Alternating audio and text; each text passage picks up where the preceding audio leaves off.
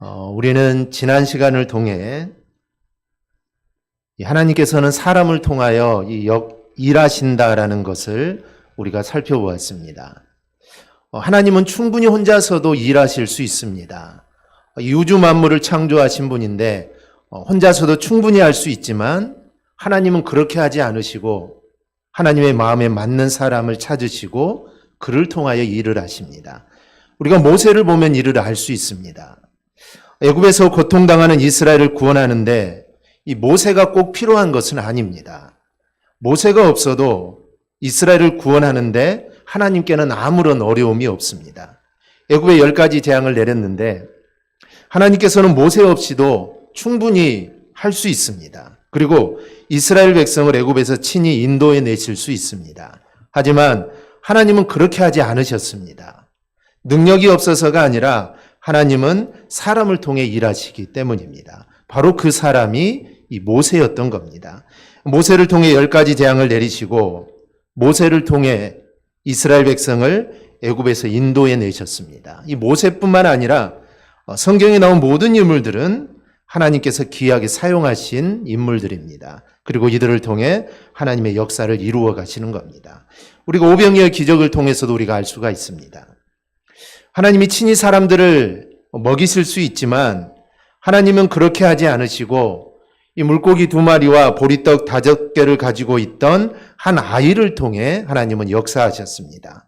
하나님이 그 아이를 들어 사용하신 것이죠. 그리고 그 아이의 작은 헌신을 통해 하나님의 능력을 나타내셨던 겁니다. 이처럼 하나님은 인간을 통해 일하십니다. 그런데 하나님이 사람에게 어떤 일을 맡긴다면 그것은 그 사람의 능력을 감안해서 맡긴 것이 절대로 아닙니다. 인간은 원래 능력이 없습니다. 하나님께서 맡기실 때는 하나님께서 직접 일을 하시겠다라는 그런 뜻입니다. 인간의 능력으로 하나님의 일을 감당한다고 우리는 절대로 착각해서는 안 됩니다. 내가 능력이 있어서 내가 힘이 있어서 내가 하나님의 일을 한다? 이거는 우리가 착각입니다. 하나님이 나와 함께 하셔서 나를 통해 하나님이 역사하시는 겁니다.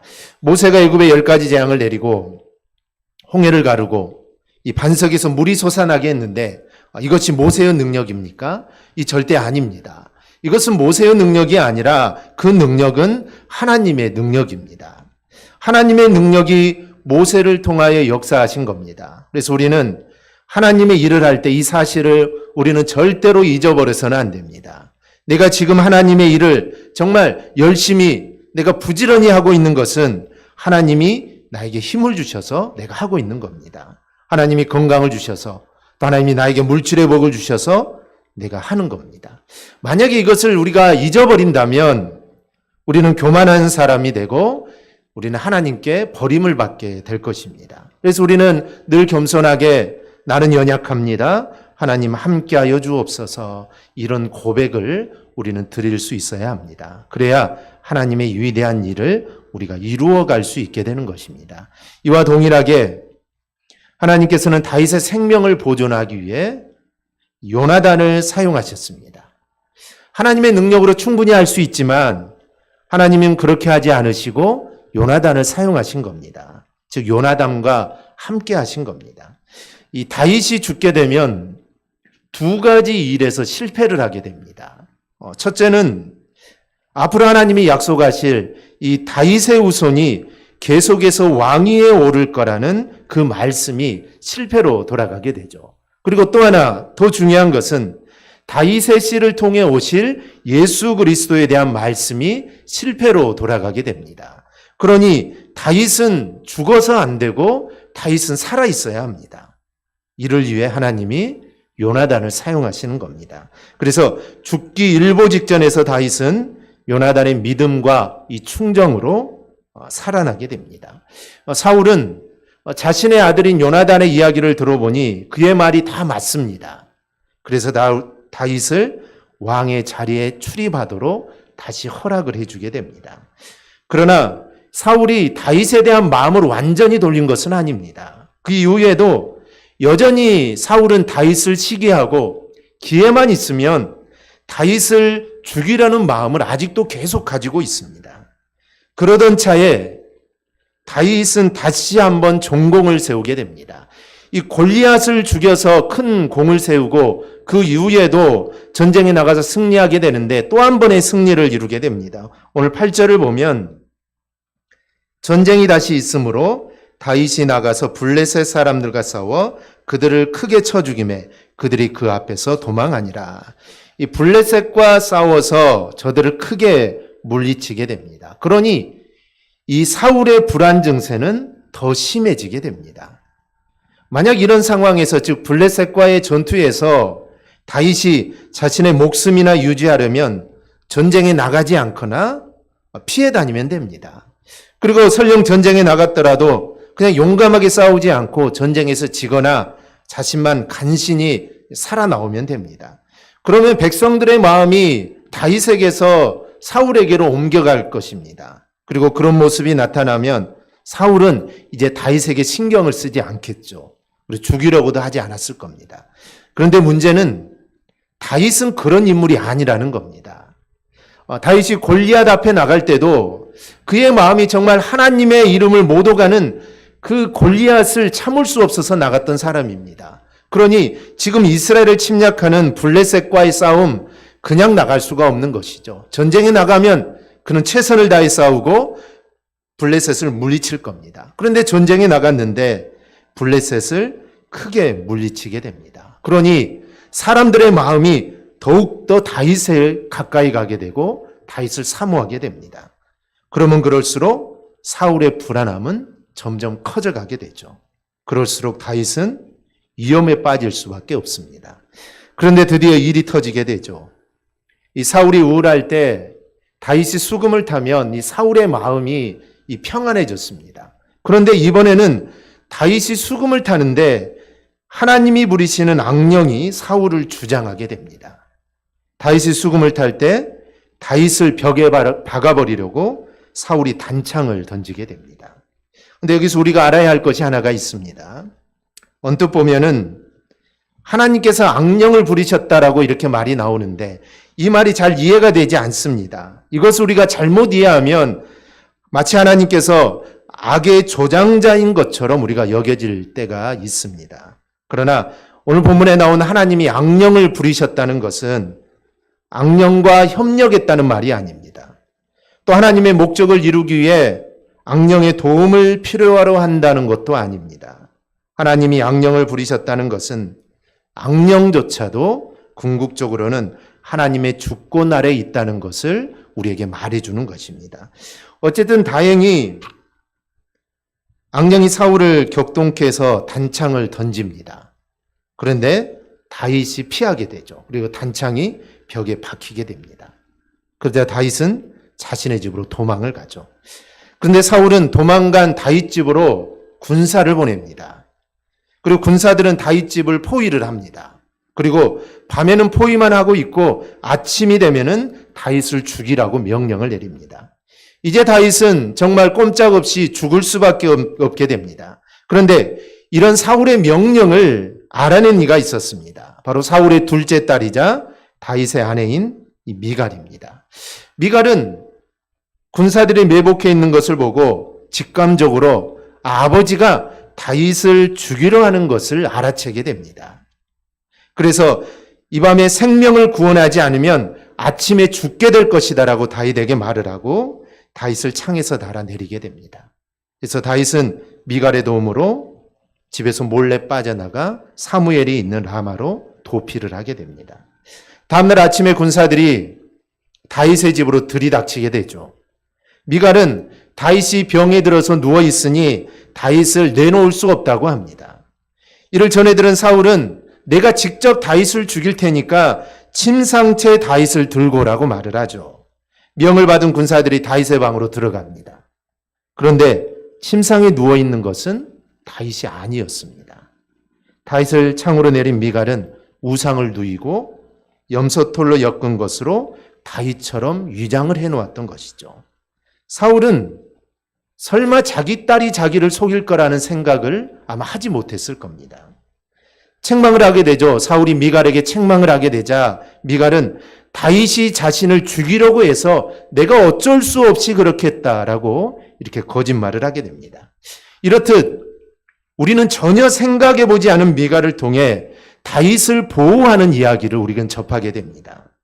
다윗을 좋아하는 미가를 통해 하나님은 다윗을 보호하신 겁니다.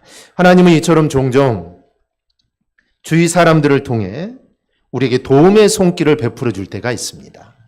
우리가 신앙생활을 하다 보면 때때로 너무 절박한 순간들이 있습니다. 그런데 정말 생각하지도 않는 곳에서 우리가 도움을 받는 경우들이 있습니다. 이런 경우면 얼마나 또 감사하고 또 우리가 오랫동안 기억이 되는지 모릅니다. 단지 내가 도움을 받았다는 것보다도 정말 하나님이 나를 잊지 않으시고 내가 공고 가운데 있을 때, 정말 내가 절박한 가운데 있을 때 나에게 도움의 손길을 주었다는 그 사실이 우리를 감격스럽게 하는 겁니다. 이 고아들의 아버지라고 불리는 영국의 이 조지 밀러 목사님은 하나님이 돕는 손길을 신뢰하고 때마다 구하고 그리고 그것을 체험한 사람입니다. 목사님이 구할 때마다 하나님은 그에게 도움의 손길을 보내주셨는데 일생 동안에 무려 10,000번 이상 체험한 사람입니다. 그런 하나님은 조지 밀러나 특별한 몇몇 사람들만의 하나님이 아니라 바로 저와 여러분의 하나님이 되십니다. 우리가 조지 밀러 목사님처럼 그렇게 어마어마하게 그런 아니더라도 우리의 삶을 되돌아보면 정말 하나님이 우리를 도와주셨던 그 순간들이 우리가 많았음을 우리는 기억을 하게 됩니다. 그러므로 하나님은 언제나 어디서나 여러분을 살피고 또 나에게 도움을 주시는 분임을 우리는 늘 기억해야 합니다. 그래야 여러분도 이 조지 밀러 목사님처럼 도우신 하나님의 은혜를 간증하고 또 시편 기자처럼 나의 도움이 천지를 지으신 여호와께 있다. 바로 이런 고백하고 찬양하는 그런 복된 신앙생활을 하는 우리 성도들이 되기를 바랍니다. 우리는 오늘 본문을 통해 다음과 같은 것을 생각하게 됩니다. 첫째는 사람이 자기 길을 계획할지라도 이루시는 분은 하나님이시라는 이 사실입니다. 사울은 다윗을 죽이고자 완벽한 계획을 세웁니다. 군사들을 보내서 밤에는 다윗을 건드리지 않고 아침이 되면 다윗을 치는 겁니다. 이미 단창으로 다윗을 벽에 박으려고 했던 일이 실패한지라 다윗은 경계를 하고 있을 것입니다. 혹시 사울이 나를 죽이지 않을까? 아마 이런 생각을 가지고 집으로 갔겠죠. 그러니 섣불리 군사를 보냈다가는 다윗이 눈치를 채고 어둠을 틈타 도망갈 수가 있습니다. 그래서 사울은 밤에는 조용히 지키고만 있다가 아침이 되면 이 모든 것이 이제 분명해지면 다윗을 제거하라고 명령을 내리게 됩니다. 이런 사울의 계획은 합리적이고 완벽합니다. 죽을 고비를 넘긴 다윗이 경계심을 높일 것은 뻔합니다. 그러니 섣부르게 일을 하는 것보다는 분명하게 완벽하게 함정을 파놓고 하는 것이 바람직합니다. 어쨌든 사울의 계획은 합리적으로 생각했을 때 이 성공률이 아주 높습니다. 왜냐하면 도망가지 못하도록 포위하고 있었으니 성공률이 높습니다. 그리고 이 일은 왕인 사울이 직접 계획한 일입니다. 즉 자기의 나라 안에서 이루어지는 일이죠. 그러니 이거는 어찌 보면 실패할 수가 없는 일입니다. 그런데 이렇게 치밀하고 그리고 또한 이루어지지 않을 수 없는 왕의 계획임에도 불구하고 결론은 어떻게 됩니까? 다윗은 사울이 계획한 대로 아침에 죽게 됩니까? 아닙니다. 다윗은 이미 그날 밤에 집을 빠져나갔습니다. 다윗의 침대에 있던 것은 우상의 염소털로 꾸민 인형이었습니다. 치밀한 계획임에도 그리고 정말 어길 수 없는 왕의 명령이 담긴 계획임에도 계획한 대로 이루어지지 않았습니다. 그래서 우리는 잠언의 이 말씀을 우리는 기억해야 합니다.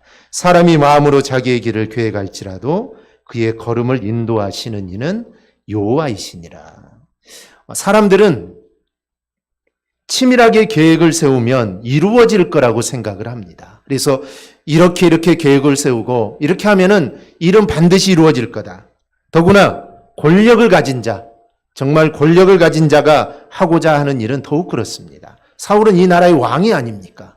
왕이 하고자 하는 일, 이 일은 반드시 이루어질 겁니다. 그런데 사울의 계획이 허공으로 사라지는 것을 보면서 우리가 아무리 계획을 잘 짜고 정말 아무리 권력이 있다 하더라도 일이 이루어지는 것은 또 다른 면이 있다는 것을 우리는 알아야 합니다. 그건 바로 걸음을 인도하시는 하나님의 이 역사하심입니다. 사람이 자기 길을 계획할지라도 그의 걸음을 인도하셔서 이루게 하시는 분은 오직 여호와 하나님이십니다. 이런 점에서 우리가 생각할 것이 있습니다. 첫째는 우리는 헛된 계획을 세워서는 절대로 안 됩니다. 계획을 세우고 그것을 이루기 위해서 역량을 집중하는 것은 분명 바람직한 겁니다. 그런데 우리가 역량을 집중하기 앞서 우리가 생각할 것은 이 계획이 어리석은 계획이 아닌지 점검해야 합니다. 만약 하나님의 뜻을 거스리는 계획이라면 그것이 그대로 이루어지기를 우리는 절대로 바랄 수가 없습니다. 또 하나는 설령 하나님이 인정하지 않을 일이 계획을 세웠는데 그것이 이루어진다면 내가 하나님께로부터 버림받은 자가 아닌지 우리는 돌아봐야 합니다. 헛된 계획을 세웠는데 그 계획이 잘 되어집니다. 그렇다면 그건 하나님이 나를 사랑하시는 걸까요? 아니면 하나님이 나를 버리셨기 때문일까요? 입맞춤으로 스승을 팔겠다는 유다의 계획은 순조롭게 진행이 되었습니다. 그럼 그 일은 하나님이 함께 하신 일일까요? 아니죠. 주님은 유다에게 차라리 나지 아니었다면 좋았을 거다라고 말씀을 하십니다. 그의 계획이 이루어지는 게 축복이 아니라는 것을 분명히 하신 것입니다. 그래서 악한 계획이 그대로 이루어진다면 그것은 절대로 축복이 아닙니다. 오히려 하나님께로부터 내가 버림을 당한 것으로 우리는 생각해 봐야 합니다. 하나님께서는 모든 일을 작정하십니다. 그러나 죄에 대해서는 하나님은 능동적으로 작정하시지는 않습니다. 즉, 죄를 짓고자 하는 마음, 정말 하나님이 원하시지 않는 일을 하고 하자는 그 마음을 하나님은 그대로 내버려 두십니다. 즉, 허용적으로 그 일을 이루어지게 하시는 것이죠. 즉, 유다가 예수님을 팔고자 했습니다. 하나님은 그 일을 그냥 놔두신 겁니다. 허용하신 것이죠. 하나님은 그 일에 간섭을 하지 않으시는 겁니다. 그래서 제약된 일에 대해서는 하나님은 간섭을 하지 않습니다. 그냥 허용하십니다. 그래서 그 일이 그대로 이루어지도록 하신다는 것이죠. 그래서 죄에 쓰임받는 계획이 이루어진다면 그것은 내가 하나님께 인정을 받거나 하나님께 쓰임받는 것이 절대로 아닙니다. 어찌 보면 사탄에 의해 인정받거나 쓰임받는 것일 뿐입니다. 셋째는 우리는 선한 계획을 마음이 세우도록 자극을 받아야 합니다. 우리가 하나님께 쓰임받기를 바란다면 하나님이 기뻐하시는 일들을 우리는 많이 해야 합니다. 따라서 하나님이 기뻐하실 일들을 우리가 계획하고 그것을 이루기 위해 우리의 모든 것들을 집중해야 합니다. 큰 일이 아니어도 됩니다. 대단하지 않아도 됩니다. 그저 내가 할 수 있는 일이면 됩니다. 그리고 그런 일에 우리가 마음을 담아서 계획을 하면 됩니다. 그러면 하나님이 기뻐하실 일을 우리가 많이 하는 자가 됩니다. 넷째는 선한 일이 계획한 대로 진행되어 나가더라도 교만하지 않아야 합니다. 이 잠언의 말씀이 진리입니다. 계획은 누구나 다 할 수 있습니다. 계획은 누구나 다 하죠. 그러나 일이 이루어지도록 걸음을 인도하시는 분은 오직 여호와 하나님 한 분밖에 없습니다. 따라서 계획한 일이 순탄하게 이루어진다고 해서 자신이 계획한 것이 잘 세워졌다고 절대로 우쭐해져서는 안 됩니다. 걸음을 인도하시는 하나님의 역사하심으로 이런 일들이 이루어졌다라고 우리는 알고 우리는 영광을 하나님께 돌려야 합니다. 앞에 세 가지는 사람들이 잘합니다. 하나님이 기뻐하시는 일이 과연 무엇일까 생각하고 그 일을 하는데 최선을 다합니다. 그런데 이 마지막 부분에 걸려서 넘어지는 경우가 많습니다. 교만은 언제 우리를 넘어지게 할지 모릅니다. 그래서 우리는 항상 깨어 있어서 하나님을 바라보는 자가 되어야 합니다. 따라서 계획한 일이 잘됨에도 우리는 교만하지 않고 영광을 하나님께 돌리는 자가 바로 하나님께로부터 그 걸음을 인도하심을 받는 자임을 우리는 알 수가 있습니다. 우리는 이루어지지 않을 수 없는 사울의 치밀한 계획이 이루어지지 않는 것을 보면서 우리는 내 자신을 우리는 돌아봐야 합니다. 그래서 우리는 하나님의 편에 서서 의로운 계획을 세우고 그리고 그 일이 이루어지더라도 우리는 하나님께 영광을 돌리며 겸손하게 서는 자가 되어야 합니다. 말씀 그대로입니다. 사람이 마음으로 자기의 길을 계획할지라도 걸음을 인도하시는 이는 하나님이십니다. 바로 우리는 여기에 대한 이 확신이 있어야 합니다. 둘째로 하나님은 당신의 일을 이루시는데 우리가 예상하지 못하는 도구를 사용하십니다. 사실 우리가 미갈에 대해 아는 것은 많지 않습니다. 미갈이 누구냐라고 물으면 다윗이 언약궤를 가져왔을 때 기뻐 춤추던 다윗을 업신 여겼다가 하나님께 저주를 받은 인물, 바로 이 사람이 미갈입니다. 이게 바로 우리가 미갈에 대해 알고 있는 전부입니다. 그런데 오늘 본문을 보면 우리가 그렇게 깊이 생각하지 못한 미갈이 다윗의 생명을 구하는데 결정적인 역할을 하게 되는 것을 보게 됩니다. 요나단도 다윗의 생명을 구했지만 어찌 보면 요나단보다는 미갈이 더 큰 역할을 하게 됩니다.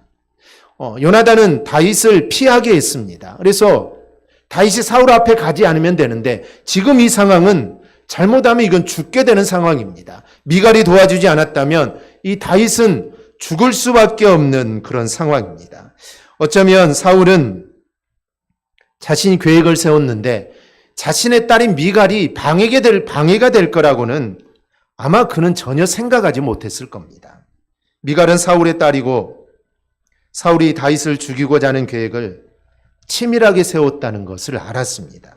그래서 이 밤에 다윗을 빼돌리지 않으면 이제 꼼짝없이 다윗은 죽을 수밖에 없는 이 운명입니다. 그런데 사울의 뜻을 알게 된 미갈이 그 밤에 다윗을 내보내게 되었다는 것이죠. 이튿날 아침 군사들이 들이닥쳤을 때 미갈은 다윗이 병들어 누워있다고 하면서 군사들을 들이지 않았습니다. 사울의 명령을 받은 군사들이지만 사울의 딸인 미갈을 무시할 수는 없습니다. 그래서 함부로 들어가지 못하게 된 것이죠. 전해들은 사울은 침상채 가지고 오라고 합니다. 그러면 내가 죽이겠다는 것이죠. 그런데 침상에는 다윗이 있지 않았습니다. 그렇다면 우리는 이 미갈에 대한 평가를 다시 해야 될까요? 우리가 알고 있는 미갈은 정말 다윗을 업신 여겼다가 하나님의 저주를 받은 사람인데 오늘 말씀을 보면 그렇지 않습니다. 어찌 보면 정말 미갈은 하나님의 역사 가운데 아주 중요한 일을 감당했던 사람임을 우리는 알 수가 있습니다. 우리가 어떤 사람의 단편을 보고 그 사람을 폄하할 필요는 없지만 그렇다고 또 그녀의 신앙이나 처신을 또 높이는 것도 좀 곤란합니다. 하지만 그럼에도 그녀가 다윗을 구하는데 결정적인 역할을 했다는 것은 우리가 부인할 수가 없습니다. 여기서 우리가 알 수 있는 것은 하나님께서 다윗을 구원하시는데 미갈까지도 사용하셨다는 점입니다. 하나님께서는 역사를 주관하십니다. 하나님께서 사용하시고자 하시면 선이든 악이든 하나님은 모두 다 사용하실 수 있습니다. 물론 선은 기쁜 의지로 사용하시고 악은 허용적인 것으로 사용하십니다. 하나님은 악을 절대로 직접 도모하지 않습니다. 어쨌든 완전하시고 전능하신 하나님은 어떤 것이든 당신의 뜻대로 이루어 가시는 분이 바로 하나님이십니다. 미갈을 놓고 보자면 그녀가 훌륭해서가 절대로 아닙니다. 비록 부족한 그녀이지만 하나님께서는 그녀를 사용하셔서 다윗을 보호하셨던 것입니다. 어찌 보면은 이 역사를 운행하는 하나님의 전체적인 그림을 본다면 미갈의 언니가 다윗의 아내가 될 뻔했습니다. 그런데 사울을 완고하게 하셔서 그 다른 이에게 주고 때마침 미갈이 다윗을 사모하여 결혼하게 한 것을 우리가 볼 수가 있습니다. 역사에서 일어난 모든 일은 결국 하나님께서 당신의 뜻을 이루고자 하시는 한 조각으로 사용하시는 것입니다. 그래서 우리가 퍼즐을 맞출 때 이 조각들은 따로따로 있으면 이게 무슨 그림인지 알 수가 없습니다. 그런데 이 조각들을 하나하나 다 맞히다 보면은 그 그림이 어떤 그림인지 알 수가 있죠. 그래서 하나님이 행하시는 일 하나하나는 우리가 왜 하나님이 이러한 일을 행하셨을까? 왜 하나님이 큰딸이 아니라 왜 미갈을 주셨을까? 왜 그 미갈이 다윗을 또 사모하게 했을까? 하나하나를 본다면 우리가 알 수는 없지만 그것을 하나의 그림으로 합쳐보면 우리는 손뼉을 치며 하나님의 뜻이 그 가운데 있었구나라는 것을 우리가 알 수가 있습니다. 즉 전체적인 그림으로 볼 때 하나님은 그 하나하나를 지금 맞춰가고 계시는 것입니다. 그러니 우리는 정말 우리가 아무것도 보이지 않는 상황을 만나더라도 우리는 절대로 절망에 빠져서는 안 됩니다. 살아계신 하나님이 지금도 역사하고 계신다는 점을 우리는 분명히 알아야 합니다. 정말 우리가 전혀 생각하지 못한 방법으로 하나님의 구원이, 하나님의 은혜가, 하나님의 역사가 우리에게 다가온다는 것을 우리는 알아야 합니다. 따라서 성도는 절망 가운데 있을 때 절대로 소망을 잃어서는 안 됩니다. 그리고 자신이 하던 일이 잘 된다고 해서 절대로 교만해서도 안 됩니다. 모든 역사를 운행하시는 하나님에 의하여 이 모든 일들이 이루어져 있음을 우리가 고백하면서 우리가 그분 앞에서 우리의 마음이 절대로 변함없이 한결같도록 우리의 믿음을 이어나가야 합니다. 하나님께서는 우리의 걸음을 반드시 인도하십니다. 그러니 우리는 하나님을 바라보는 그 시선을 다른 데로 돌려서는 안 됩니다. 그래서 우리의 시선은 오직 하나님께 있어야 합니다. 우리가 잘 될 때도 우리의 시선이 하나님께 있어야 하고 우리가 잘 되지 않고 절망 가운데 있을 때도 우리의 시선은 하나님께 있어야 합니다. 하나님을 향한 그 시선이 절대로 끊어져 있어서는 안 됩니다. 하나님은 우리가 전혀 생각하지 못한 손길로 우리에게 다가오셔서 우리에게 역사해 주실 것입니다. 그러니 우리는 흔들리거나 주저앉지 않아야 합니다. 성도는 기쁠 때든지 또 슬플 때든지 일이 잘 될 때 아니면 그렇지 않을 때든지 한결같이 전능하신 하나님을 바라보는 자가 되어야 합니다. 교만도 절망도 모두 이거는 불신앙의 자세입니다. 교만한 것 아니면 또 절망하는 것 이것도 다 불신앙입니다. 어떤 상황에서도 사랑하는 자녀를 보호하시는 하나님을 아시고 우리가 주님만 의지하며 나아가는 여러분이 되어야 합니다. 그럴 때 하나님이 나와 함께 하셔서 우리가 어려운 중에도 우리를 승리하게 합니다. 그리고 우리가 그 자리를 딛고 일어서게 합니다. 그래서 우리는 정말 무슨 일이 있어도 오직 하나님만을 바라보는 자가 되어야 합니다. 유명한 축구 선수 중에 네이마르라는 축구 선수가 있습니다. 이 축구 선수가 기독교인인데 축구할 때 이번에 이 머리띠를 하고 나왔습니다. 근데 그 머리띠에 뭐라고 적혀 있었냐? 100% 지저스라고 적혀 있었습니다. 축구하면서 그런 거를 머리에 줬고 나온다는 게 쉽지 않죠. 그런데 철저한 기독교인으로서 자신의 모든 것은 예수께 있다는 것입니다. 즉 자신은 오직 예수님만 바라본다는 것이죠. 그것을 몸소 보여준 것입니다. 많은 사람들에게 보여준 것이죠. 그래서 우리가 어떠한 상황에서도 우리가 오직 예수 그리스도만 바라본다면 우리는 그 어려움을 딛고 반드시 일어나게 될 것입니다. 그래서 우리가 정말 그 하나님만을 온전히 신뢰하는 저와 여러분이 꼭 될 수 있기를 주님의 이름으로 축원합니다. 아멘. 기도하겠습니다.